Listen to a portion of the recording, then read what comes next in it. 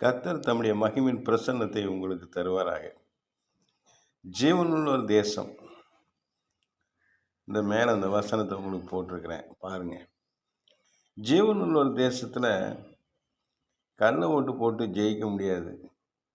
1,00,000 பேர் ஓட்டு போகிற இடத்துல 1,10,000 பேர் ஓட்டு போலாகாது. அங்கே வாரிசு அரசியல் கிடையாது. அங்கு ஏமாற்றவங்க கிடையாது, ஊழல் கிடையாது, லஞ்சம் கிடையாது, அநீதி கிடையாது, அநியாயம் கிடையாது, அக்கிரமம் கிடையாது. அங்கு தன்னுடைய ஜீவ சுவாசத்தை கொடுத்தவர் அரசாளுகிறார். தம்முடைய இரத்தத்தையும் ஜீவனையும் கொடுத்தவரே அங்கு செயலாற்றுகிறார். தம்முடைய வல்லமையை சத்துவத்தை நம்முடைய ஆவிகளோடு செயல்பட்டு அசுத்தாவிகளை முறியடிக்கிற பரிசுத்த ஆவியானவர் நமக்காக எல்லாம் செய்கிறார். பரிசுத்த தேவதூதர்கள் அசுத்தாவிகளை முறியடித்து நமக்காக வழக்காடுகிறார்கள், யுத்தம் பண்ணுகிறார்கள், நமக்காக நிற்கிறார்கள். இந்த ஜீவனுள்ள ஒரு தேசத்தில் என்னென்றும் வாழ்வதற்கு தேவன் ஜீவனுள்ள தன்னுடைய வாழ்க்கையை நமக்காக இயேசு கிறிஸ்து கொடுத்திருக்கிறார். அவர் சிலுவையில் சிந்தின இரத்தத்தினாலே அந்த பாவ மன்னிப்பு ஆகிய ரட்சிப்பு, மீட்பு நமக்கு உண்டாயிருக்கிறது. வேறு எந்த தெய்வமாவது மனிதனுக்காக சிலுவை சுமக்குமா? எந்த குருக்களாவது, பூசாரியாவது, போதகராவது, எந்த அர்ச்சனை செய்கிறவராவது மக்களுக்காக வழக்காடுவாரா, யுத்தம் பண்ணுவாரா?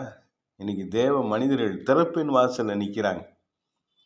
அன்றையிலிருந்து இன்றைய வரைக்கும் தேவ மனிதர்கள் மக்களுக்காக திறப்பின் வாசலில் நிற்கிறார்கள், உபாசிக்கிறார்கள், செபிக்கிறார்கள்.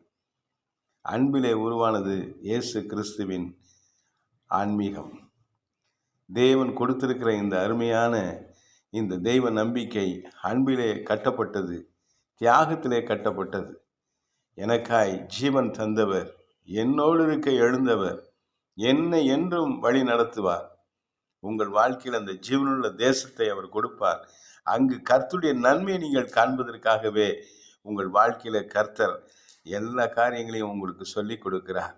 இந்த பிரசங்கங்கள், கர்த்தருடைய வசனங்கள், கர்த்தருடைய செயல்பாடுகள் உங்களை ஜீவனுள்ள தேசத்தில் என்று வைப்பதற்கு கொடுக்கப்பட்டிருக்கிறது. இந்த பூமியில் இருக்கிற அழிந்து போகிற அதிகாரம் அல்ல, ஆட்சி அல்ல, ஜீவனுள்ள ஒரு தேசம் என்றும் நிலைத்திருக்கிறது. அங்கு இருக்கிற அதிகாரங்களும் ஆட்சியும் என்றும் மக்களுக்கு நன்மை செய்கிறதாகவே இருக்கிறது, என்றும் நிலைத்திருக்கிறது. இந்த ஜீவனுள்ள தேசத்தை குறித்து தொடர்ந்து நம்ம ஒவ்வொரு வீடியோவிலையும் தியானிப்போம். கர்த்தர் உங்களை ஆசீர்வதிப்பாராக. நல்ல வேத ஞானத்தை கர்த்தர் உங்களுக்கு கொடுப்பாராக. கர்த்தர் நல்ல ஜெப ஆவியிலே உங்களை நிரப்புவாராக. கர்த்தருடைய நாமத்துக்கு மகிமை உண்டாவதாக. அல்லேலூயா.